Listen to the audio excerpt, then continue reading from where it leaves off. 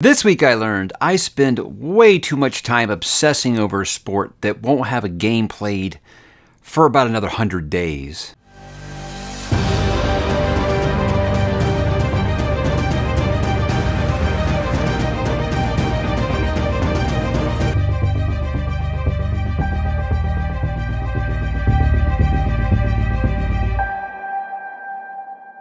Hey, what's up, bookworms? Mike back with another weekly update, the last for the month of April. So another month has just kind of breezed by here, and we are here to talk about it like always. Let's begin like usual, guys. Talk about what am I reading. I did finish The Streets of ℓ𝕤𝕣 by Larry ℙ𝕦𝕤𝕤, the sequel to one of my favorite books of all time, and Lonesome Dove. And here's what I will tell you guys. Larry did not forget how to write between the writing of Lonesome Dove and Streets of ℓ𝕤𝕤, because this was superb. It's one of those that, like, you think the pressure of trying to write a follow-up to one of the greatest books ever. Now, honestly, I don't know if Lonesome Dove had the near universal acclaim and just like legacy that it does at the time he was writing the sequel. I want to believe that it did, but I'm not sure. So it might be me just looking at it through the wrong lens, really. But again, someone like me who had serious expectations for this because of how good Lonesome Dove was, this was really good. Now, is it as good as Lonesome Dove? No, absolutely not. It can't be. It couldn't be. It's a damn good follow-up, though. And it's one that has me saying, I can't wait to read the next book in this series. So I'll be reading all 4 Lonesome Dove books without a doubt. I can't wait to see some of these characters in their younger days and see what they're like, because the other 2 books do take place before Lonesome Dove in this. But again, as a follow-up, I had a damn good time with this. And what I'll say about this, guys, is somehow it's more grim than Lonesome Dove was. It really was. It was so brutal, so dark, so messed up, but in that way where it doesn't feel like exhausting. You know, a lot of like grim, dark fantasy will feel like exhausting. You have to take like a break. This don't. I mean, it sucks, and you feel for these characters, and he really puts his characters through the ringer, like big time. But I never to the point where I feel like, oh, I've got to put the book down because I'm just so beaten down by this. It's just something about his writing style that I never feel like I have to take a break. I mean, his books aren't thin, and you just breeze through them, and not a lot of plot goes on in some of the parts of these books, and you just can't stop reading. It's just something really amazing. I think I think he's right up there with Stephen King for me, and writing slice of life just so good that I just want to spend time with those characters, even if it's just hanging out, if it's just walking down to the saloon, if it's just sitting around a campfire, if it's just going on a trail ride, if it's just going to the store to buy a new gun. I am there for it. I am all about it, just hanging out with the way that he writes these characters. And there's some big surprises, and I was not... I don't feel like I was really shocked with how the latter half of the book went. I think I was surprised at just like how it just kept getting more and more grim. It really did. And some of the characters that make it through the story actually surprised me more so than some of the ones who did not make it. But again, a great follow-up. I would say it feels more almost like an epilogue, as it were, kind of to Lonesome Dove, because it does have the resolution for some of those characters. Kind of like one of those, I want to know what happens after. Maybe not so happily ever after. Well, you find out, and you wouldn't say necessarily that things are better for these characters, but there is a lot of good callbacks and a lot of familiar characters that you'll see again, and find out how their stories do end or go on. And I'm very happy that I decided to take up the reins and not just leave Lonesome Dove as just a standalone, because it's not. In the end, it's not a standalone. I think it can function well as a standalone, but it is book 1 of a 4-book series, and I definitely will be visiting this world again, because Larry ℙ𝕦𝕤𝕤 is just an amazing writer. He really is, and it was one of those like, did he just, to get lightning in a bottle, can you do that again? It's hard to really do, but this guy definitely seems like he wasn't a one-hit wonder. He's definitely got a lot of talent behind that typewriter, behind that pen, however he wrote his stories. So I'm very happy that I have taken this trail ride with him and his characters, and I feel better for it, and I can't wait to return again with Dead Man's Walk. Is it Dead Man's Walk, or gosh, I can't remember what the other one's called. Anyway, there's 2 prequels, and I don't know which order they take place in, but that's what I'll be doing later on. I don't have a date for that yet. I did start Priest of Gallows, and that's book 3 in War for the Rose Throne. Obviously, I'm not going to get both of those books done this month like I hope, but I think I can probably finish this one based off how fast it started. I already got the first 100 pages in there. This is one of those I feel like if I'm getting out of my reading slump and I'm getting back into fantasy, this is kind of the way that I wanted to do it, because it is very much street level fantasy. There's no prophecies or dragons. There's a little bit of magic, and it's kind of like, is it magic though? It's just one of those kind of things where you're just kind of curious exactly what it is, and you're learning a little bit more and more about it, learning more about Billy the Boy. And that's what I wanted. The stuff that I really wanted to know about was with Billy, and we're getting a little tiny pieces of that.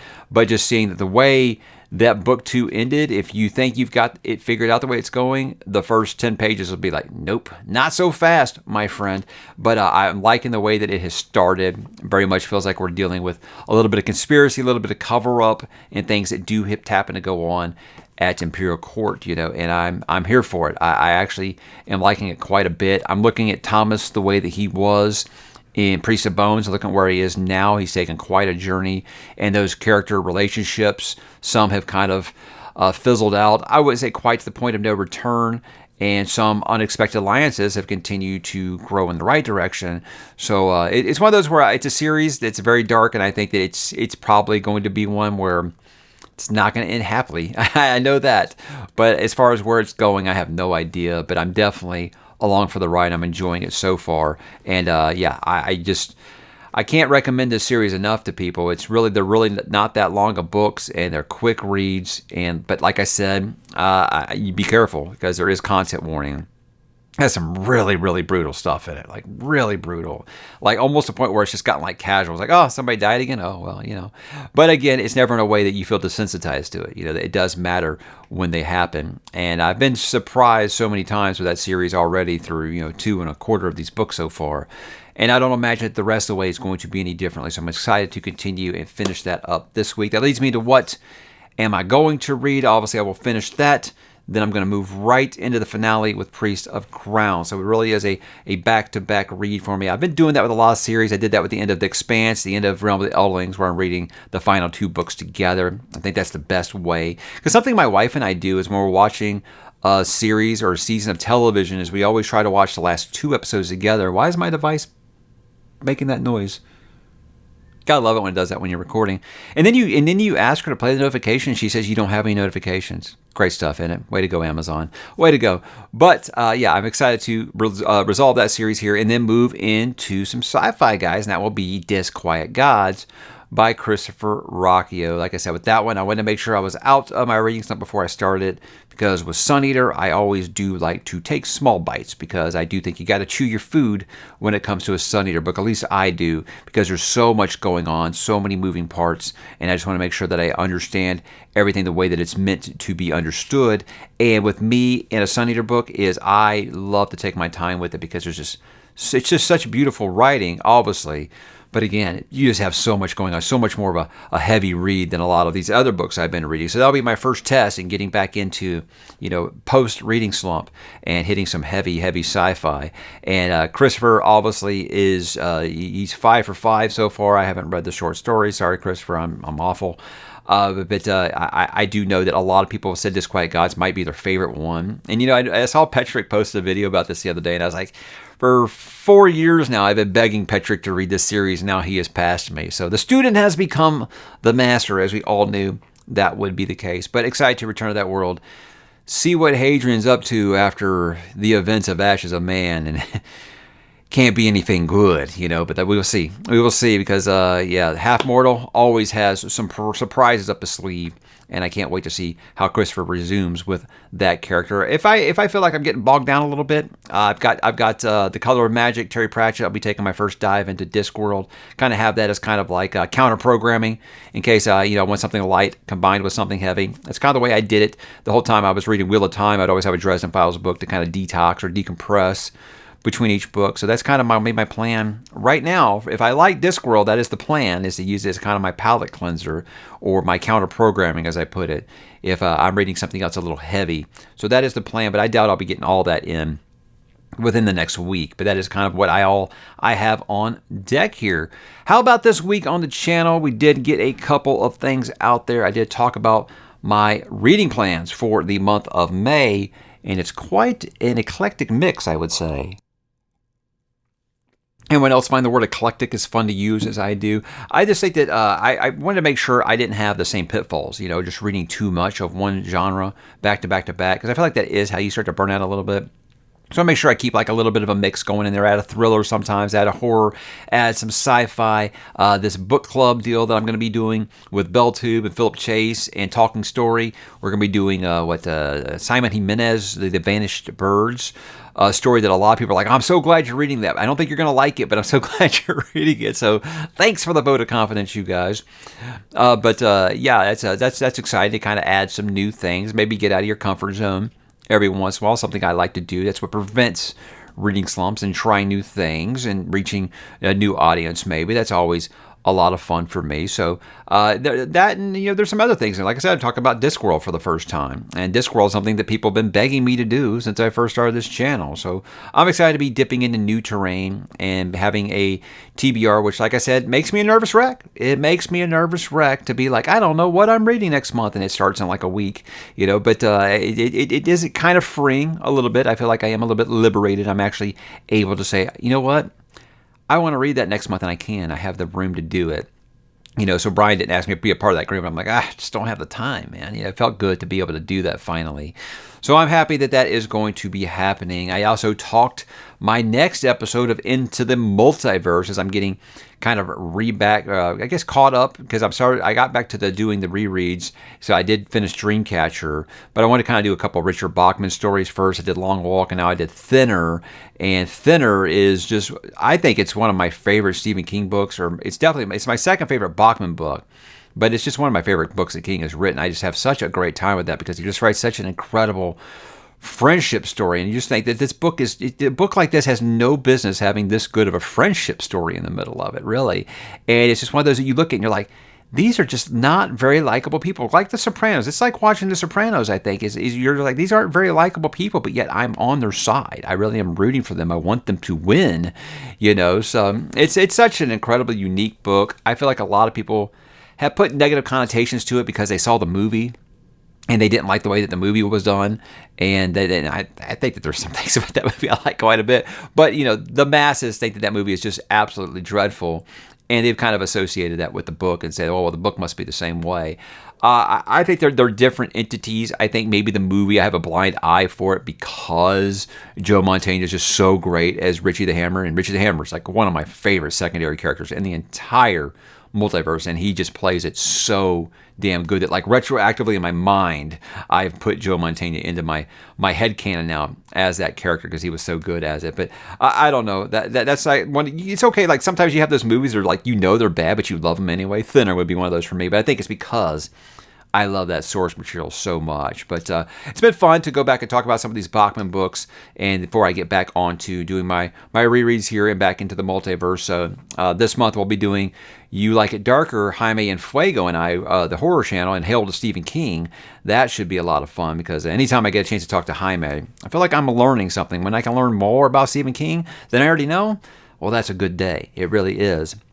And then in June, I'll probably be doing Into the Multiverse for Dreamcatcher. So we are back as a regular on Into the Multiverse, and hopefully I can continue with my rereads. I think I got Black House next as my next, and that'll actually be a first-time read because I never read The Talisman or Black House before I started doing Into the Multiverse. So Black House will actually be a first-time read for me. So anytime you get new Stephen King material you've never read, it's obviously very exciting. And I had the hot take on that. I thought Talisman was just aight. I don't see why everybody just always has it so high in their King rankings. And I've had a lot of people tell me they think that they didn't like Black House better. They think I will like Black House better. We'll see, because I do love King doing coming of age, but I also like him doing some of the reflecting upon some of those things that happened when you were younger. And I think Black House might do a little bit of that. Did an unboxing video for, so I got the trash down here, for Broken Binding. I did that on the channel yesterday, just a quickie for Lies of Locke Lamora. And really that was just something I wanted to do to kind of show you guys the production value, the quality of work that Matt and his team over at Broken Binding put into their material. It's just so amazing, the care that they put into like wrapping it and packing it. And then of course the actual product that never disappoints. I've never ever gotten a special edition from Broken Binding and felt disappointed. They're always just like, oh my God, that's automatically one of the most beautiful books that I now own. So, really, I don't do a lot of unboxings or nothing on this channel, but I definitely wanted to do that for them for sending that to me, because that was a really, really nice gift and an absolutely stunning edition. I mean, go watch that baby didn't see. If you guys like Lies Locklemore, you just like special editions, Broken Binding, man, give them a sub. I've got their sub description down below. Make sure you hit that up, because you will not find better people that do more quality work, I think. I really think I like it more than I like Folio Society stuff. I love Folio Society stuff, so check them out if you haven't yet. How about some next week plans, guys? Got a couple things. I have got a impromptu talk about nothing. I know that I told you guys that Library of a Viking and I had been talking about getting together for a talk about nothing. Because of the time zone differences, we can only get together on the weekends, and my weekends are just like booked for like the next 3 weeks. So I went ahead and moved up a guest a week or a month, and that's going to be Brian from BellTube. Is going to be joining me for a talk about nothing this Tuesday night. That will be live. So if you guys want to join us for that conversation, if you haven't subscribed to Brian yet, what are you even doing? Brian has so much enthusiasm, so much energy, and he does fun stuff that I'll never do. He uses the props and the gimmicks and all those things. And he comes up with such great ideas, and I respect that as a content creator. And Brian and I are both big football fans, so we kind of drop in our messages and talk about football and stuff like that as well. But we'll keep it probably about the books when we talk on Tuesday. But as I talk about nothing does dictate, anything can and will happen. And sometimes, guys, if you are in the comments, you can drive the conversation, because we very much like to include you. So I can't wait to talk to Brian. And as far as Johan and I, we will get together hopefully sometime in May. We can find a weekend before I take my trip in June. Hopefully Johan and I can get together and talk, because I would love to pick that guy's brain, because he has such incredible ideas on his channel. Some of the topics that he comes up with are so good. I mean, I even piggybacked off one of them with, why are booktubers quitting? And that was a great idea by him that I would not probably have talked about if I hadn't watched his video. So yeah, I do watch all of his content, and I'm excited to talk to him soon. And I'm excited to talk to Brian here on Tuesday. And then I'll just wrap up the month for April, talk about my book of the month. Again, if you guys watch these weekly updates, I don't think it'll be hard for you to figure out my book of the month, but I might have a bonus video for you in here somewhere. I don't know. Sometimes these things just come down to time, because ideas are never really short. I have all kinds of ideas, but with me, it's just kind of trying to find the time. And just lately, I have another interview within my company for a different position on Monday, and I'm just like, I don't know. It's one of those things. I feel like it does add a lot of stress, but with my whole mantra is always be getting better, And so if I want to try to kind of grow within this company, you apply for those positions when they do open up. If you know anything about how the corporate world works, you got to kind of pay your dues for a while, and I'll leave it at that. Let's talk about some TV and movie talk stuff before I go. As I mentioned in the cold open, I spend way too much time just watching stuff related to the NFL when there's not going to be a game played until August, and it's a preseason game. But the NFL draft was this weekend, and they've turned that into a 3-day event. And I'm just that obsessed with football, guys. I did watch a lot of it. Even though my team didn't even have a first-round pick this year, I still watched it. But I don't regret it, but that did kind of dominate a lot of my time. So I didn't really watch a ton of stuff, but I do got a couple things I want to talk about. The Deadpool and Wolverine trailer looks like a lot of fun. It looks like a lot of fun. I will not lie, guys. I'm so burned out on the superhero movie thing, especially MCU movies. I'm just so over them. This clearly is not really in the MCU. They can say that because they want to say that, because they want that good press. But this is so far outside the MCU. It's not even. I mean, if you watch the trailer, it's a very R-rated. Like when I started playing, I was like, oh no, they don't have a clean version of this trailer because my kids are watching right now. It looks like a lot of fun. So even someone like myself, look, huge comic fan and huge superhero fan. Like I've spent so many years of my life dreaming about these movies getting made, and they just oversaturated it. And they just started taking so much things about those stories that I loved and just making them terrible. Kind of just, they turned it into Star Wars, and it just like, new Star Wars. And it just got so much to the point where I just got exhausted with it. But this looks like a lot of fun. And seeing Hugh Jackman come back one more time to play this character is great. So Swan Song, I think he deserves that he didn't really get. Look, Logan was amazing. Don't get me wrong. Logan was great, and it was a fitting farewell. but he never got to do that shared within the the Marvel larger canon. So if they're going to kind of play around with that, hey, I'm glad for it for him, and I'm glad to see he's finally in the yellow and blue. That's really awesome. Finally seeing him in the Wolverine costume is a lot of fun. But I'll never, ever pass up another opportunity to see Hugh Jackman playing Wolverine. I feel so bad for the next person that plays Wolverine because they could even play it really great. No one's going to take it seriously because they're just going to, he can't be better than Hugh. I mean, remember, Hugh Jackman has been doing this for 25 years now. He was doing this before doing superhero movies were cool, And I feel like it's really great that he's always felt like, even though he went on to become a bigger star, he's never ever forgot that X-Men really was his break. And it's just really cool. So I'm really happy that he's come back one more time. And him and Ryan Reynolds are really good friends. And it shows in that trailer. I expect the chemistry to just be 11 out of 10 in that movie because it just looks like a ton of fun. And I think I will be definitely checking that one out. I heard a lot of complaints about the Shogun finale. And it's the same thing I said about the book is, guys, this was never a show or a story that is about the war. It really is a character study and what's going on around them as this civil war is happening. So I think the finale, a lot of people were expecting like this big epic battle, and instead, you just have a specific character basically say, spoiler alert, this is what's going to happen at that battle. And I think that kind of turned a lot of people off. But again, I mean, maybe it's because I did read it, but I like it. I like it because I realized that was just a character study. It really was not about the war at all. It was about the political maneuvering, and you see all that, and you see it at the end the way that's like, wow, I never saw that coming. So my wife, not being a reader, she said she suspected it, but she didn't quite suspect it quite the way that it went. But she thought that episode 9 was the best episode of the series. I think it probably was. It was really, really good. It was very well done.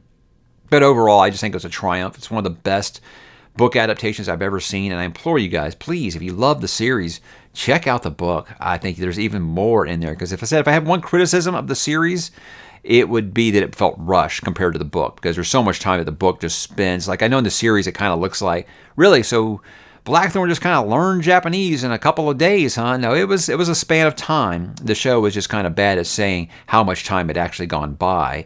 And I think the book is one of those things that will make it more clear to you in some things. And there are some big moments from the books that are left out.